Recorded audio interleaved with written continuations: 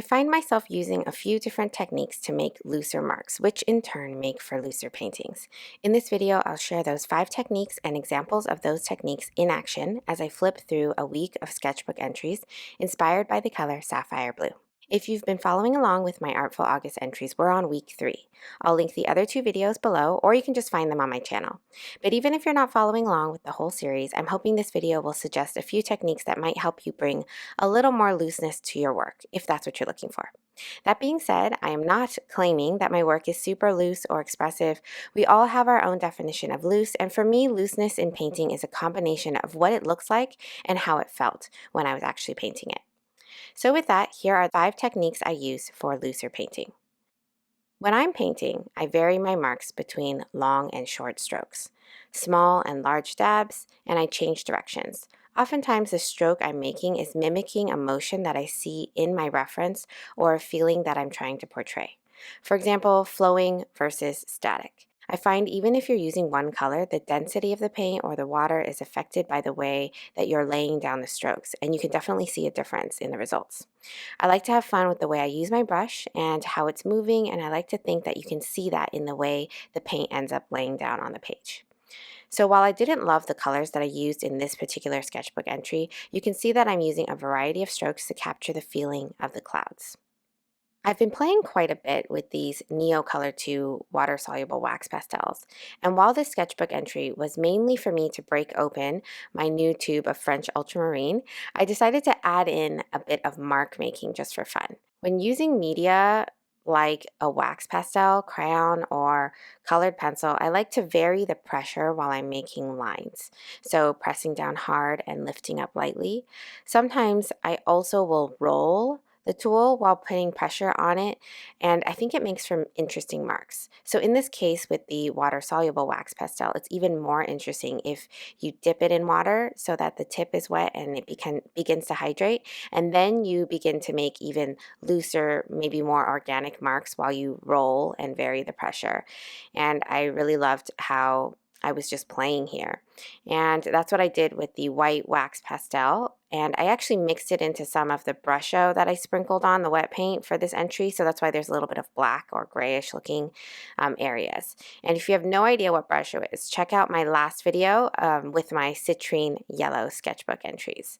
I'll link that here for you too. So working wet is definitely one of my go-to ways for me to keep things feeling more loose when I paint. And when I say working wet, I mean wetting large areas of the painting or the whole painting or whole paper and working from a wet base while adding details as it dries over time. I actually skipped a day of entries during this week and I decided to make up for it by doing a full page spread and then dividing it into 2 using masking tape just for fun. So that's what you're seeing here. I guess I thought it might be nice for it to look like 2 entries, which is why I split it into 2 panels.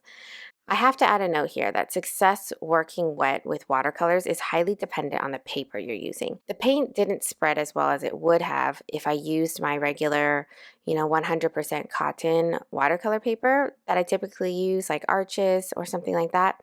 And in fact, I have no idea what paper I'm using, except that it's watercolor paper. And this is actually the smoother backside of the paper. Despite that, you can actually see that painting wet still allows for a lot of movement and motion, even if it's not moving as well as it would have on better paper, or on maybe on the right side, like the front side of the paper.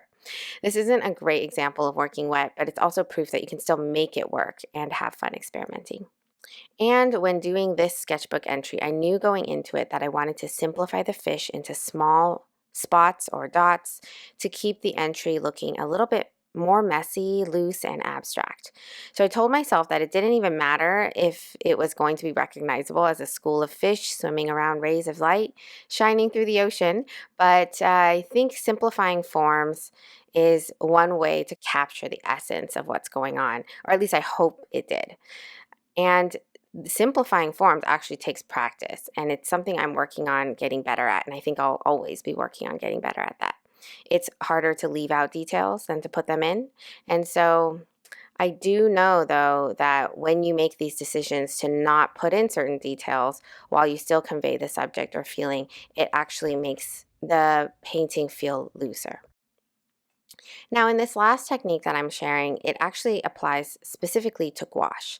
Gouache, if you don't happen to know, is a more opaque form of watercolor. It can be watered down and used more like watercolor, but I like to use it nice and thick. I find it very satisfying to use large globs of it with very little to no water and create dry brush texture as well as a texture in the actual brush stroke. The nice thing about gouache is that the opacity allows you to layer as you go, so the outcome is quite different than watercolor. You don't have to save your whites. You can actually come back in with white gouache afterwards. And I also really like to get different paint colors right on the brush and then apply paint because it creates an element of surprise and variety that I wouldn't get by intentionally adding colors one at a time or mixing them into a homogeneous color, if that makes sense. And while I know I didn't take a deep dive into any of these techniques, I hope that by seeing a few examples of how I incorporate the idea of these techniques into my paintings will spark a bit of inspiration for you. Perhaps you already do some of these or all of these or even more. And if you have any that you'd like to share, I would love to know in the comments below. I hope you enjoyed this video and I'll see you in the next one.